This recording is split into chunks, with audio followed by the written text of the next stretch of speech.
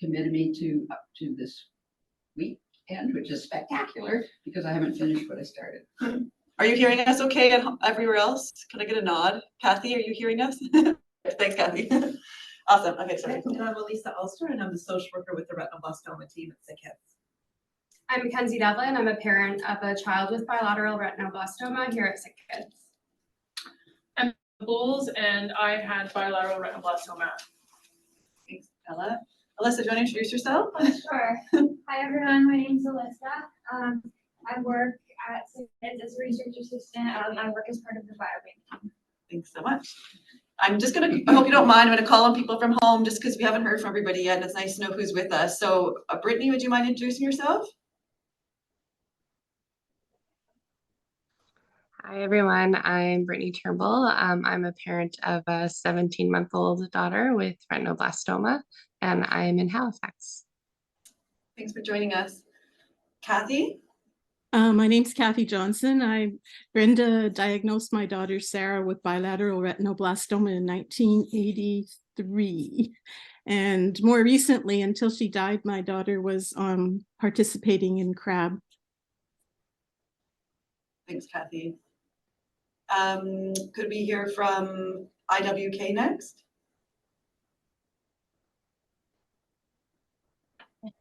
Hi everyone, my name is Kim. I'm from New Brunswick and I'm a retinoblastoma survivor. Hi, I'm Jose. I am Kim's wife. Hi everyone, I'm Moj and I was a student with CRAB and now I'm just a volunteer, and I'm super excited that we have our first conference running out of the East Coast. And somewhere in here, it's me. Hi, it's Bruce here. You've already heard from me, so you don't need to hear from me again. I feel like I didn't want to skip it over. Kathy, I know Sarah's with us and we all miss her, and she was a huge part of CRAB too. So thank you for being here today. Thanks. Lori, do you want to go next? Hi, everyone. I am Lori Banias. I'm the Vice President of We See Hope, and I am a parent of a 22-year-old retinoblastoma survivor. She had bilateral, and I also run the RB Moms group on Facebook. Glad to be here. Thanks. And Marissa.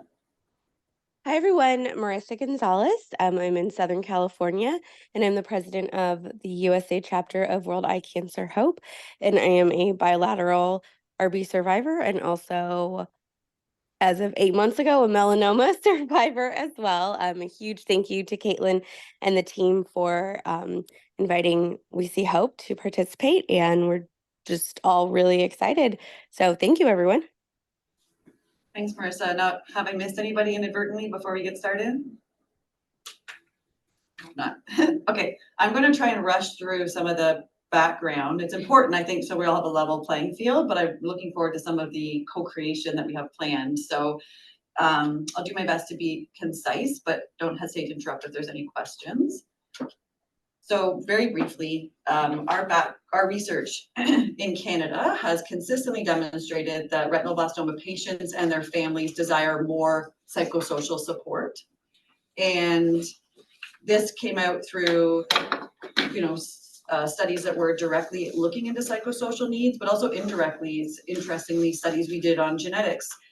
Psychosocial kept coming up. It was always a theme, no matter the topic of research. And so not surprisingly, that when we did research to empirically determine the top 10 research priorities in Canada, of course, psychosocial support emerged as one of the top 3 priorities. It's priority number 3.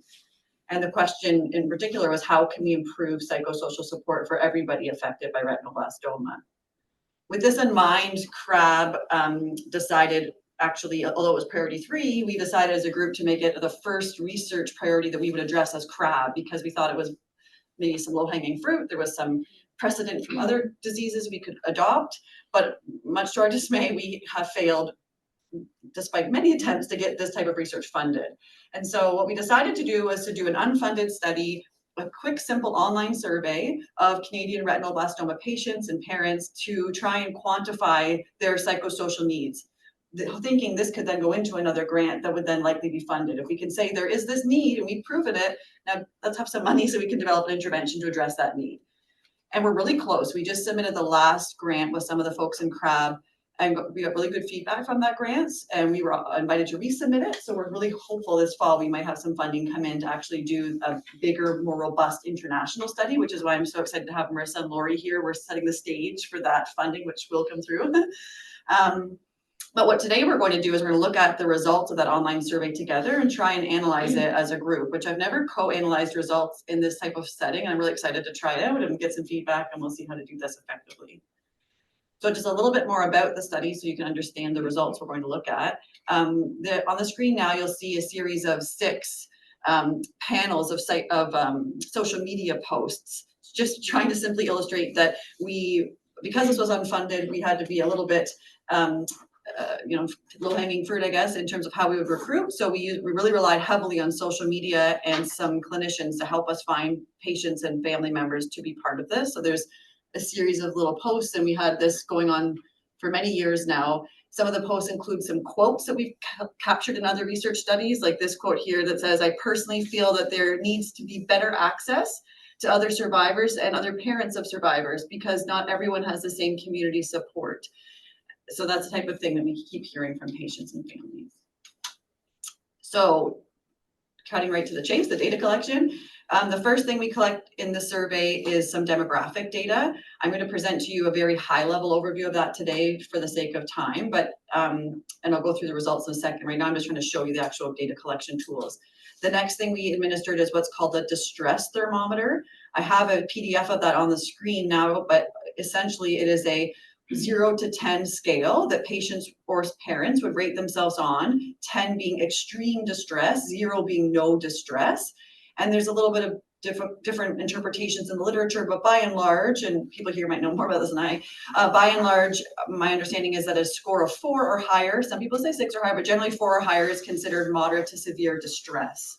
And so for this instrument, when parents fill this out, they're reporting their own parental distress.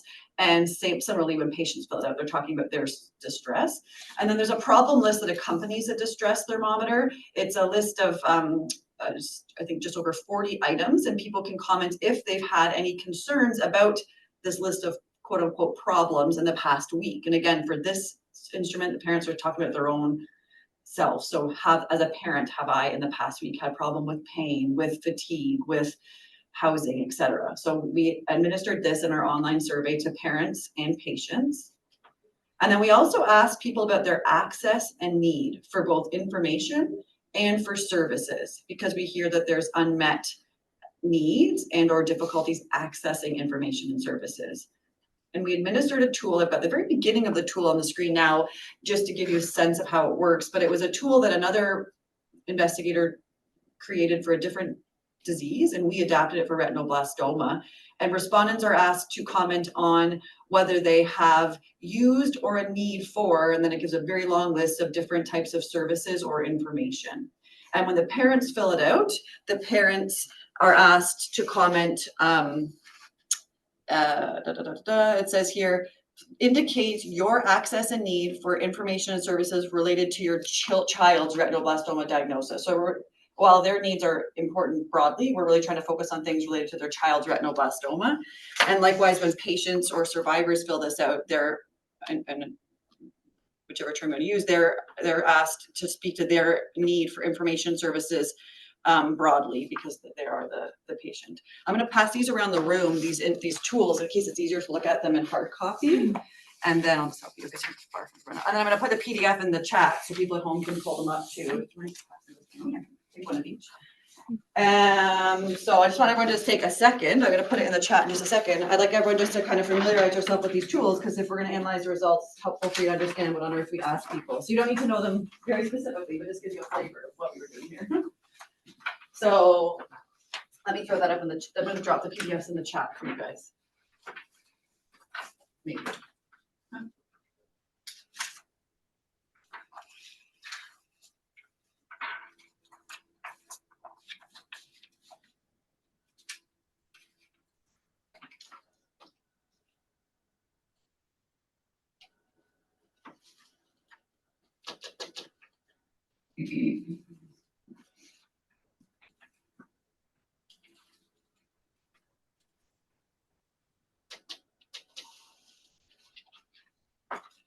They're coming slowly, sorry.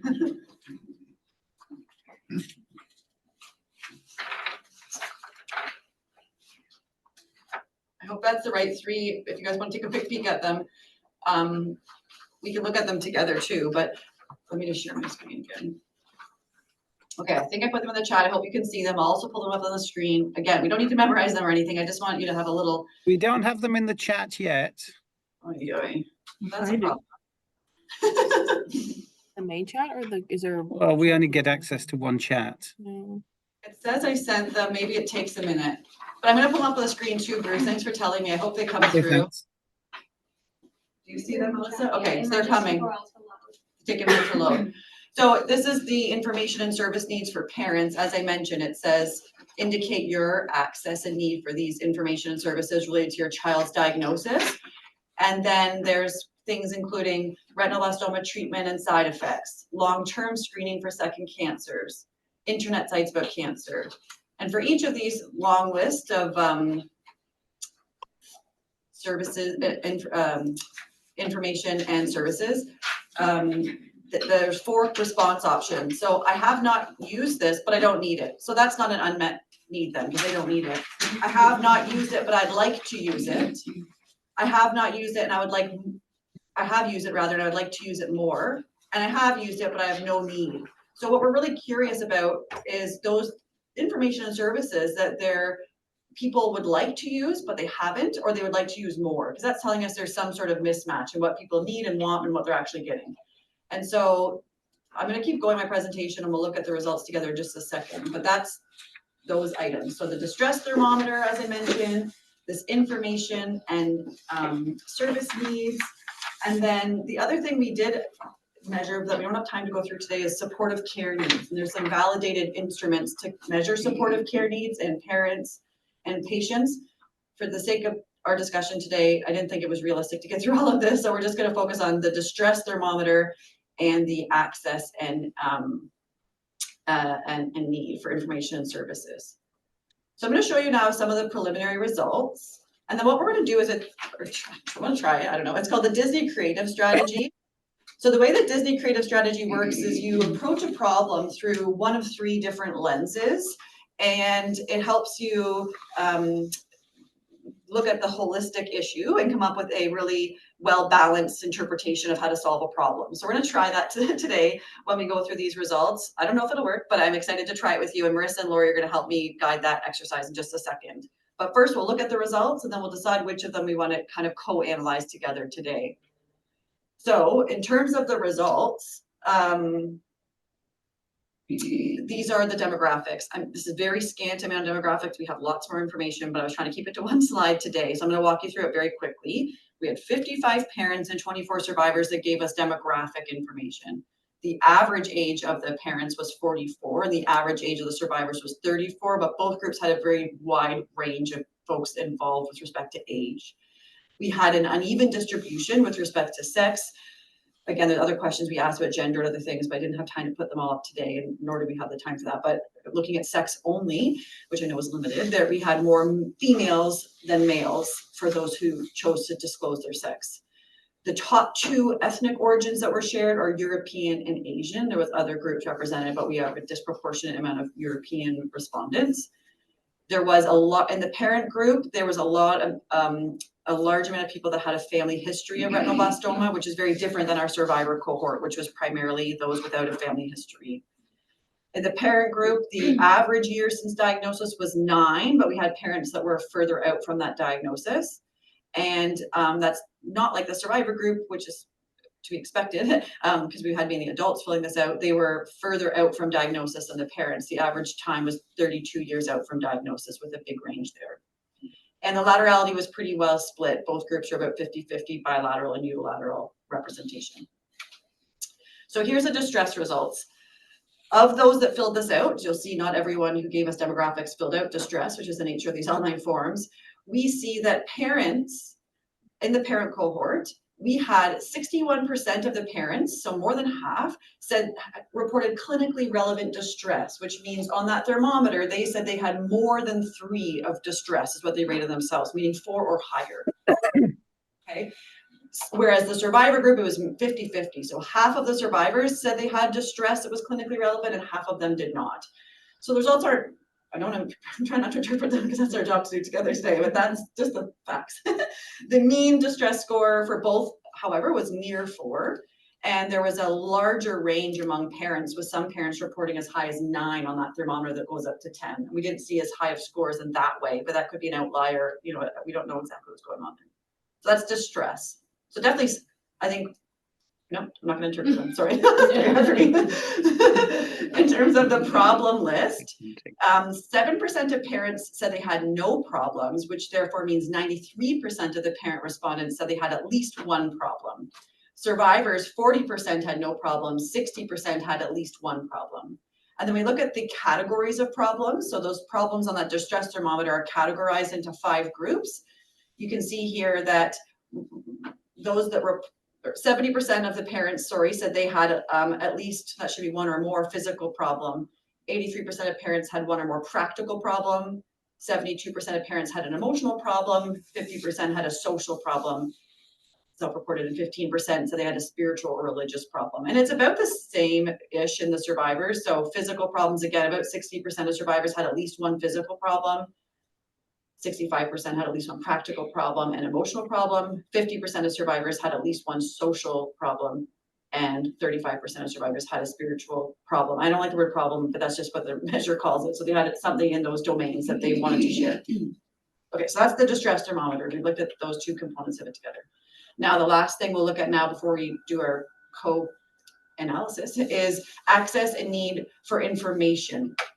And then we'll do services. So parents, of the 42 parents that filled out this measure, 79%, they had at least, 79% reported having at least 1 unmet need for information. So you remember that big long survey I shared with you that we created? Some of them had no unmet needs, but in those 2 categories that we said were either a partial or a full unmet need for information, there was 79% of parents, so they had at least 1. And there was on average about 5 unmet information needs in the parent group.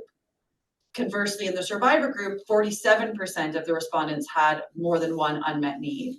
And generally, they had an average of 1 unmet need. Now, interestingly, in both groups, the most common unmet need was long-term screening for second cancers. In the parent group, the second most common unmet need was mental health counseling, whereas in the survivor group, it was the continuity of care into adulthood. So those are the information needs.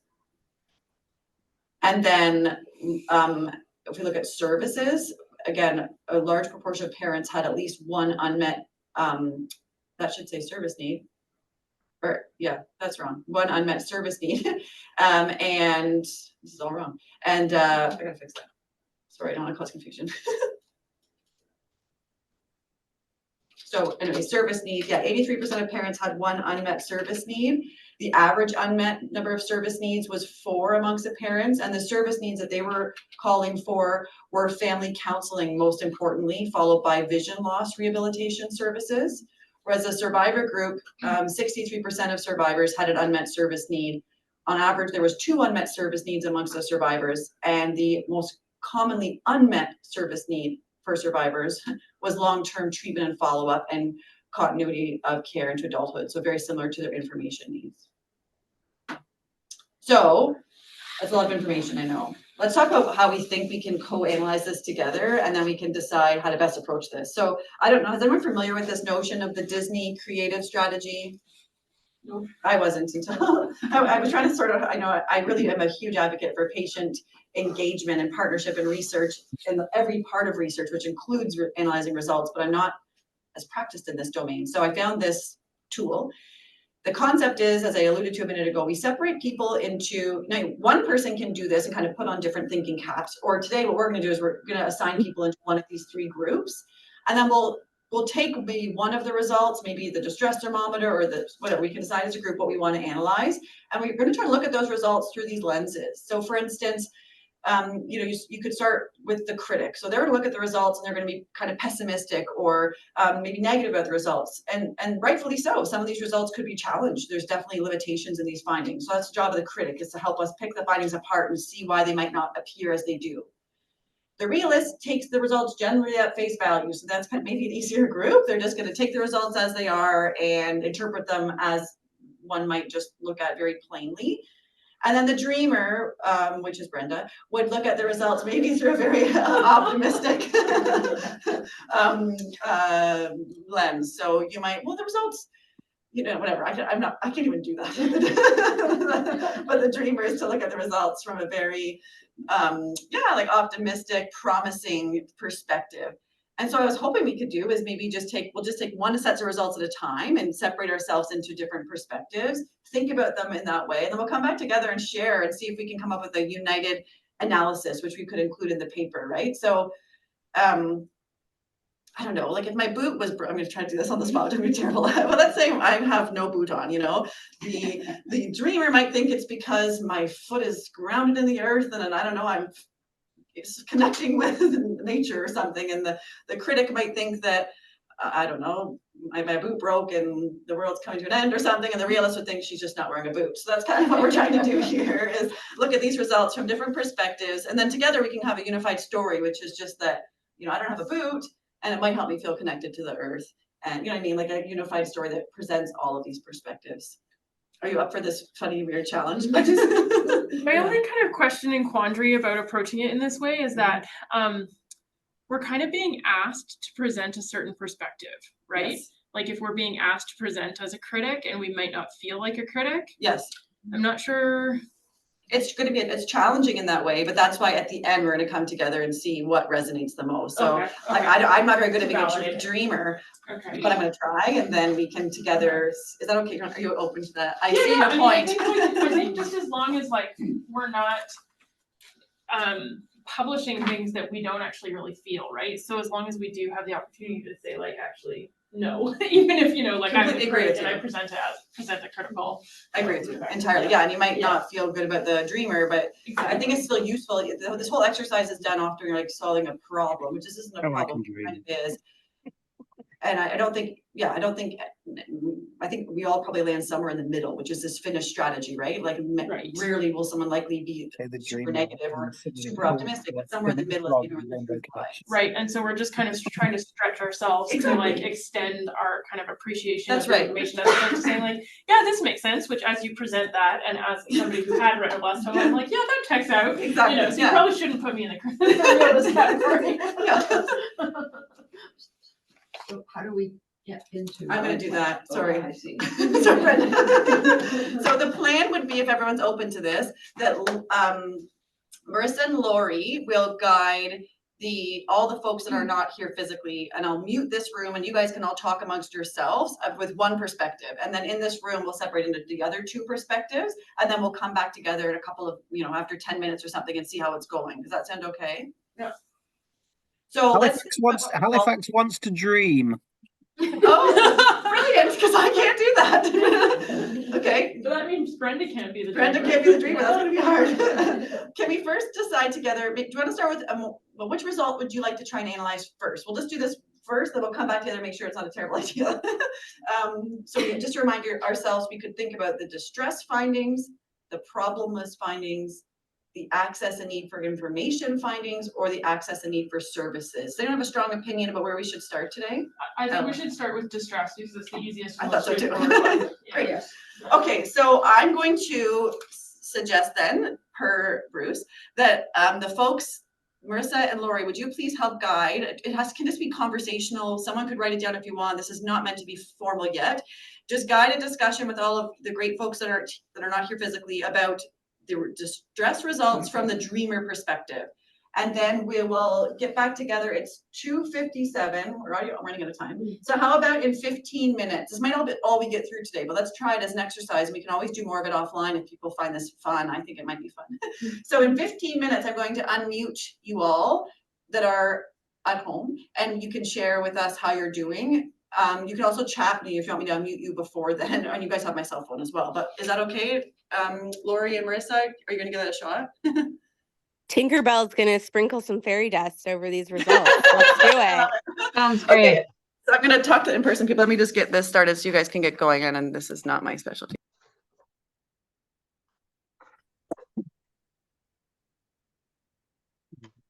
Got a 15-minute timer on there. Okay, ready? Thanks, Bruce, for suggesting the dreamers. That's what I wanted. Yeah. Well, it wasn't just us. It was all four of us decided we wanted to dream here. Like it's a dreamy group. So I also, Marissa, this was part of my undergrad thesis project, so I also need to be mindful that I'm not being a little too dreamy about it because I am a little emotionally attached. So you're gonna have to maybe check some of my biases at the door. But I'll try my That's best. awesome that you did that for your thesis. I love it. Okay, excellent. So, Lori, do you have the distress results up? Would you be able to just quickly review those and then we can start dreaming? Yeah, it looks like they are on your screen, and then I will read through them really quick. So the parents, there were 46 parents surveyed and 20 survivors. And the it looks like the mean was 4.5, for which I guess I'm not totally clear on what that is. If anyone else wants to jump in, please do. But it looks like, as far as if you're looking at the screen, the blue is the clinically relevant distress. So that means they had more than 3. And then within normal limits is less than 3. And I think she's referring to that chart, the 0 to 10. And remember, she said anything over 4 was considered clinically relevant distress. So parents were 61% and 39% were normal. And then survivors, it was exactly 50-50. So what's interesting is that the survivors mean is 4.15. So that still means that both of them are clinically relevant levels of distress. So one of the things that hang on, have we, yes, we're not muted. One of the things that I question is, I mean, obviously survivors are going to be a significant time out from their diagnosis. So, I mean, Kim is definitely our expert here in the room at number of years out from treatment. Yeah. I don't know whether the parents include parents who are a long term out from treatment or those that are actually in the middle and throes of treatment, because I think that they will be very, very different. As I say, sort of their needs and the things that distress them would be different if you're on treatment than when you're off treatment. And I don't know whether or not the results include that, because I think that influences what you can do to dream. Because obviously the dreaming is, what can we do about this to actually make this better, to take parents down from 4.5 down to 1 or 2 and survivors down from 4.15 down to 1 or 2. Yeah. If I can speak to this just a little bit from what I remember and from the recruitment, it was I think a pretty good mix of parents who were in active treatment or just right after treatment, so their children were still young, and then older parents as well. I don't know if we had at the time recruited anybody that was like in active treatment, just because a lot of those parents were either too busy or too distressed, honestly, to participate. But if it helps, the recruitment process was kind of just me going into clinic whenever there was an RB patient and they had an appointment, and I would kind of just stand outside of the door and like a creep with my clipboard and be like, hey, do you want to do the survey? So I would say it's a pretty good mix, but that is, a good point to keep in mind, because I get like to what you said, Bruce, is like the goal is that we want to get that distress level down. And how do we yeah, because as I say, I'm knowing what families and parents go through during acute treatment and what they go through in follow-up. I'm very, very aware, and I'm not going to discuss what it is, but the things that they bring up as the stuff that they talk to me that they're distressed about or stressed about. Or, I mean, I have a great question when I come in. I say, what's good, what's bad, and what's just okay, which is a really, really good way of say, okay, what are you really, really stressed about at the moment? What's really at the top of your problem list today? And that's an easy way of stratifying that. And that's what I do. And I clearly, that is very different depending on where you are in your disease trajectory and your journey. So, I mean, what do you want to do with this? Do we know if any of the survivors had children? Yes, yep. Actually, one of the I don't know if Caitlin presented this, but a lot of, or not a lot. From what I remember, there was about 10 people who would fit into both categories. So they were a survivor and they were also a parent. This isn't really teased out in that in this data. I don't know if when I sorted it, I had sorted out by parents, survivors, and both. So I don't know if this was teased out in there or if they just lumped them in or include like kind of counted them twice, I guess. But yeah, there were survivors who were also parents, yes.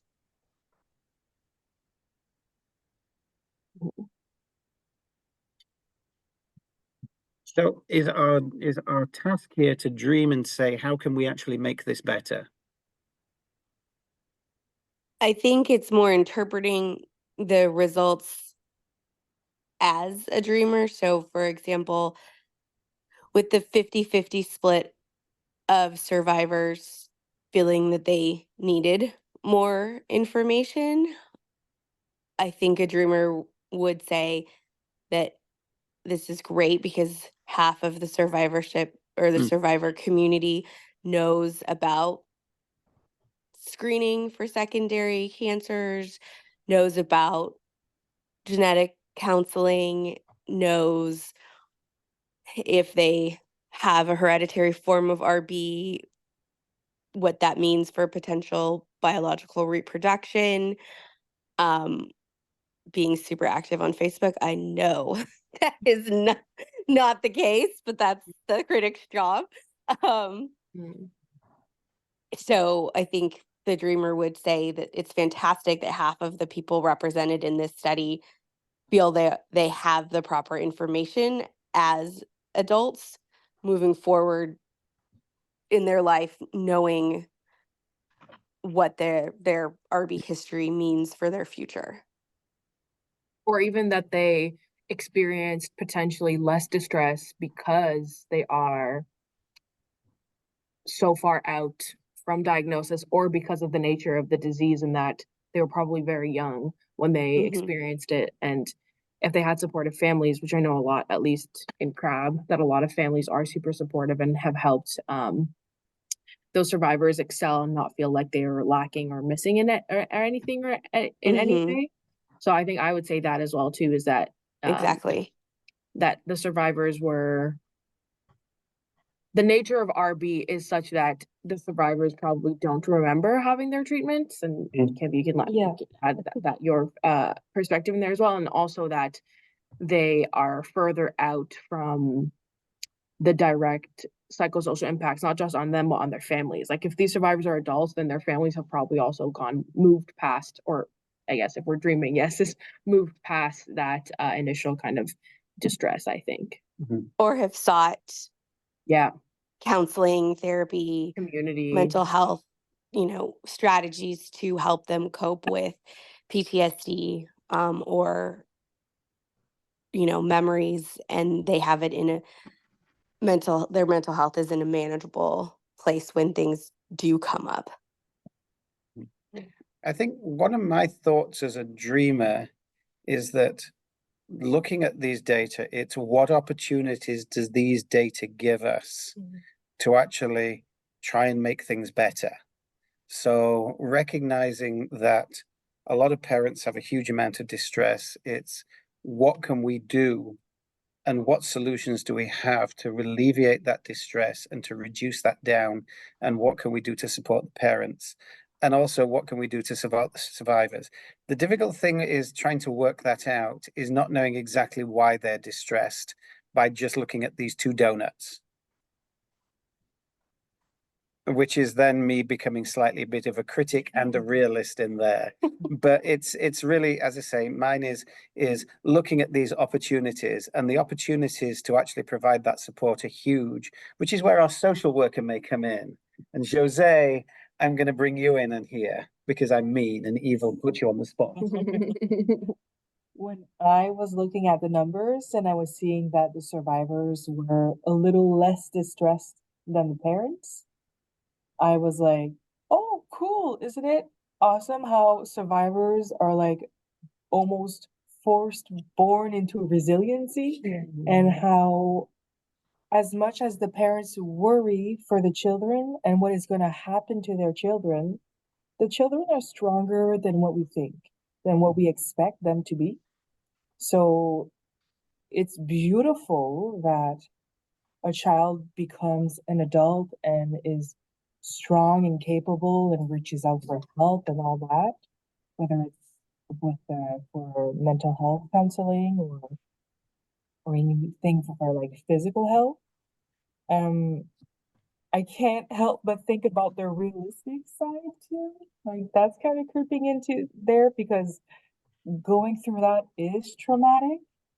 And just because someone says that they're okay does not mean that they're okay. I think that there's not a lot of education around how much cancer can be traumatic and why we react a certain way to certain situations. We don't know that it's related to PTSD. So I can't help but think that way too. I wonder if some of that, as I was listening to how you're talking there about resilience, is the fact that survivors, this is their reality. They've never known anything that's outside of this. And therefore, your life moving forward, you incorporate that and you move forward. Whereas for parents, part of that distress is knowing that something has been taken away from your child. There's a before and And there's a before and an after, and your world has changed. And you've got grief looking at the change and sort of what was and losing that, and now having to come to terms with what is, which is that sort of that reconciliation part of it.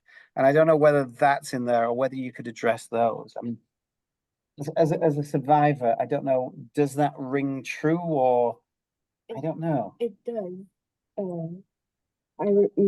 My retinoblastoma comes from my father, and my father felt a tremendous amount of guilt for passing on the disease to both of his children. So that could be part of the distress as a parent too. The one that was like especially with the other result too, that the parents had a higher family history. Yes. As well. Yes. And in the perspective of a survivor, like in my family, this was our normalcy. So my brother and I both had retinoblastoma. We both had vision disabilities due to our treatments and everything else. So that was our norm. So when I started to interact with other kids, other families, I was like surprised that that was not what everyone was going through. So that could be some sort of distress too. And then the survivors coming into adulthood is like, what now? What now? I'm an adult with a disability, and I'm not really, I don't really have access to all the specialists anymore. So what do I do for my health now? I think we're we might have lost our Tinkerbell sprinkles a little bit, but I think to what Bruce was saying, that it is a little bit hard to interpret just these results outside of the context of the other information that we were presented, I think. But this is very crude information. Yeah. And I think, I think I know that the goal is to get, this funded to do a larger study and actually have, so much more data. And I think it's so vital. I mean, as a survivor, I think everyone here that's a survivor, a parent, or a clinician, there are a tremendous amount of psychosocial needs that this community has. And being in the United States and Canada, we're so fortunate that a lot of us have access to this. And so kind of Hello, bringing it. we're back. Hi. Are we interrupting you? No, Mickey and Minnie were just Absolutely. leaving. Yes, It's we were all having a good. nice little chat. We were actually Mhm. having a great little Yeah. chat. I'm glad to hear it. Do you guys, Yeah. could share first, if you wouldn't mind, all of our lovely virtual attendees, what were your optimistic, or what's the right word, dreamers? Our Tinkerbells. Sure, I'll kick it off. I think we really started very Tinkerbell, and Tinkerbell took a little bit of an exit stage left. she, The hair. she went off course. She's not in Neverland anymore. I think we kind of quickly, not on purpose, but pivoted more towards the critical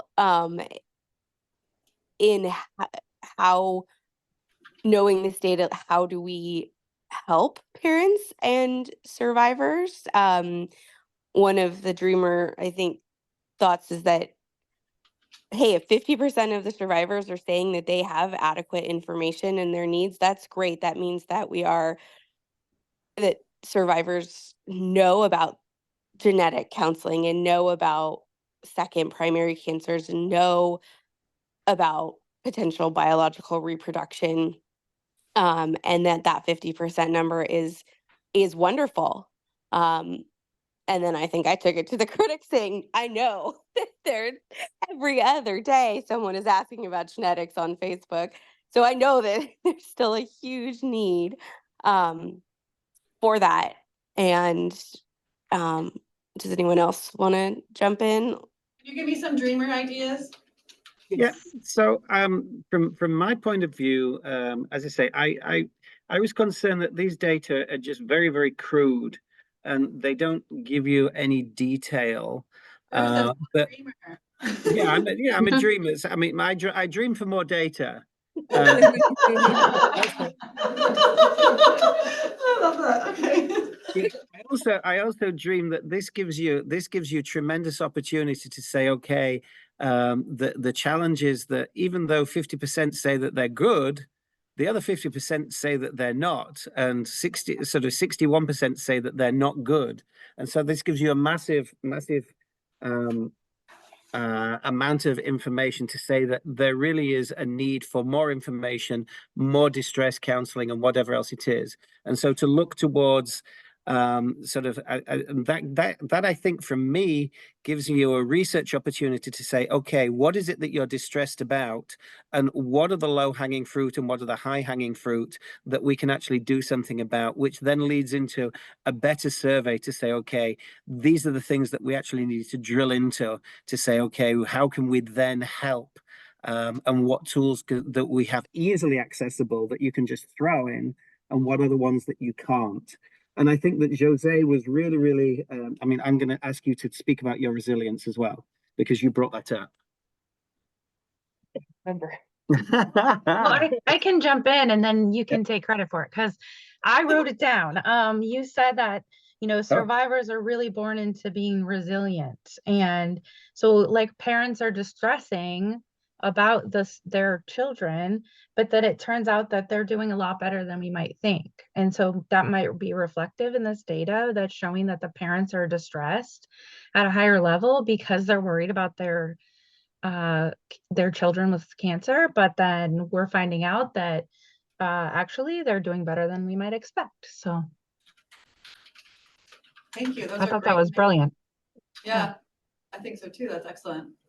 To add on to that too, we were wondering if, and I think also I am being a little bit of a critic because this is making me also think that we might be extrapolating a little bit too much, but we did mention that it might be the case of, like with the parents, there's kind of like a before and after for them, like a precipitating event, which is the diagnosis for the child, whereas for the children or for the survivors, they're more so, that's kind of their normal that they were born into. And that perhaps maybe to the nature of retinoblastoma that, the treatment is thankfully so successful and it's done so early on that the survivors don't remember their treatment, whereas the parents do remember that, or if the survivors are further out from treatment, that it would be less distressing for them too. And I think we mentioned something else about. That sounds to me as the survivors are, it is what it is. Yeah. And parents are, it's not what it should be. Yes. Yeah. Oh, that was good. What do you think falls in the realist category? Yeah. Maybe. There was something too about, what did we mention about the parents, like parents being further out from the time as well too, like. Yeah, it's the difference in what they find is distressing is being acutely in treatment or in that treatment journey, and then what they find distressing after the fact when you're into long-term survivorship. And that may be different. I mean, I suspect that there are significant differences in what they find is their triggers for distress. That's great. That kind of leads into some of what we were talking about in terms of predictors and covariates and confounders. Who wants to talk about our critic? Anybody in the room? Helen. You are volunteered. Why me? I'm trying to get it up here. Apologies. Yeah, so I can't see what we wrote, but so from my memory, we asked, so okay, well, first of all, we talked about the thermometer was the only one that we got to. We talked about whether or not this is an appropriate sample size to be interpreting those results. And then we talked about that there could be many variables that confound those results or impact those results. So everything from the age of a patient or parent to, I can't remember what else, but a number of different factors. Yeah, so that's from my memory. Somebody else want to take it from there? Yeah, exactly. We talked the need that I think our critical appraisal was that if we were to not take the results at face value, we would need to do some more analyses, as you just said. So looking at all the different multi-dimensions to this and what might be predicting this and related to it, and making sure we're controlling for things that might be causing the varied distress, so that we know the distress is simply due to being a parent or a survivor, not due to something else. Like Brenda raised an excellent point that I'm sorry if I'm repeating, but the distress thermometer asks them to comment on distress in the past week, including today. Well, what if there was during a time when there was something especially difficult for that person or in the world at that day? You know, that would likely affect how someone fills out this instrument. So we have to take this with that in mind. It's not to say the results aren't valid, but just that they're can be biased by other things. What else am I missing? Definitely sample size, as you said, Ella. I think what you guys said a minute ago was interesting too. You were the other dreamer group was saying, you know, you don't know what you don't know is kind of what I heard you say, which is true. So for the patients in particular, like maybe don't know any difference. So I think that's an interesting perspective. Yeah. Parents have a before and after frame of reference. Right. Survivors only have a frame of reference. I expect that probably shapes some of their experiences. Yeah, absolutely. Oh yeah, and then I think we were also saying that people's responses may be in part based on where they're located in the country and the extent of the circle of care, and so kind of the safety they feel or the security, or no, that's not the right word, but the reassurance they feel.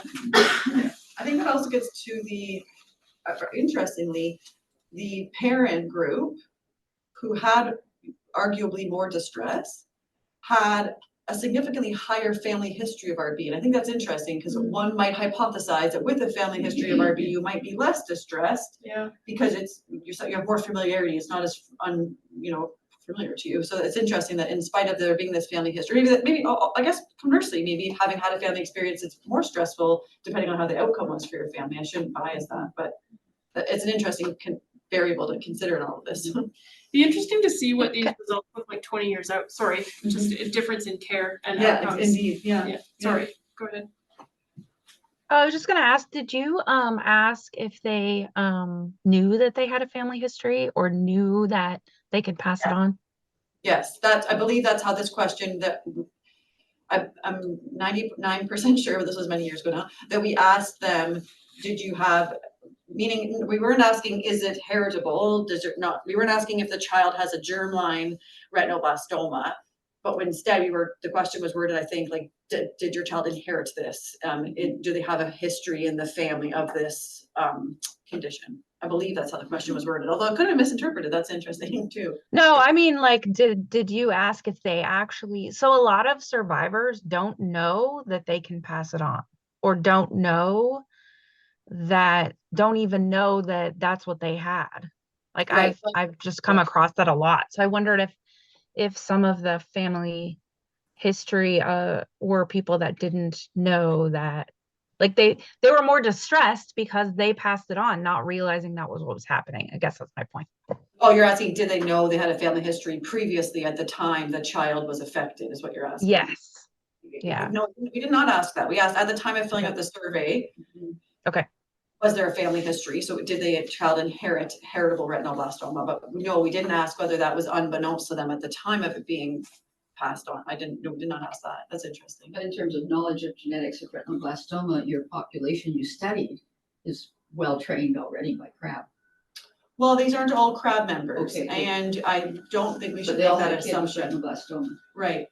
But there's definitely evidence to suggest from our focus groups that we did even in Toronto and in Calgary that even Canadian people with genetic counselors still have misunderstandings about genetics of retinoblastoma. So there's still, I think, lots of work that can be done there, in my opinion. And our results suggest that. But I think one critique we had of Yep. this is there's a lot of data there that you have already, and we're seeing a very superficial I know. glance at it. Yes. And we wanted to see all the correlations that would be the meat that's inside this. We want to Which- see that. You know, I'm so glad you said that, because that was the purpose of today, to intrigue all of you.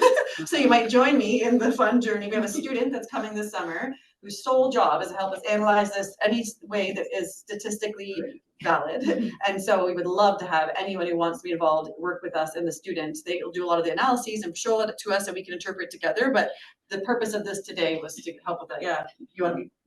Yeah, okay, good. I will email all of you and ask you later, but I hope you'll agree to be with us in this journey and be published on this because it's exciting. Someone who can do machine learning. Potentially, I don't know. I have a staff senior researcher who does. Great. We'll never say no to help, Rob. Well, he's looking to do this kind of research because I can't give him that kind of work. Okay, cool. New crowd member, got it. But one of your goals of this, it's a certified version from the Yep, Cancer NCCN. Network. Yep. Critiquing this document. Well, there's a What's lot of missing in published literature analyzing the validity of this measure. And there are groups that have made disease-specific thermometers, which we don't have for RV. And that's a huge undertaking to go through the steps of validating your own measure, as Farheen, our PhD student, could speak to. But that is something we could embark But on that doing. could be an outcome of your study. Very much could be, yes. Disease and culturally appropriate. Yes, and there are adaptations for different settings too, but I don't know which settings. I think that's only starting. Endeavor. Yeah, huge. Yeah. So I'm sorry we ran out of time. Lori and Marissa, and thank you for helping, and everyone virtually for it. Can I beg you to please do that QR code? Because I really want to know if this was a worthwhile effort or not. It's my first forte in trying to analyze results in this way, and I love your feedback. Please be critical. That's the only way we can grow as a group. And I will reach out to each of you. Alyssa's kind of made good notes on who is here, and we'll reach out to you and invite you to be part in any way, shape, or form of the ongoing effort to analyze these data. Tomorrow, the plan is, we were thinking we might pivot a bit in tomorrow's workshop, because when we get our funding, which is coming this fall, I'm telling myself, one of the things the next study will do will not just be to deploy this survey internationally, which we'll do with help of Marissa and Lori and everyone, but we also want to do some focus groups to help really enrich these findings with sitting down with patients and parents. And so I thought tomorrow we could start thinking of different focus group themes and questions, very broad. It's not going to be the final focus group guide, but maybe tomorrow we could have a bit more of a discussion about, when we go forward, how would those focus groups look? And I'd love to get everyone's impressions on that. So just to set the stage for tomorrow, if you wouldn't mind thinking about that this evening, yeah, I'm looking forward to that tomorrow.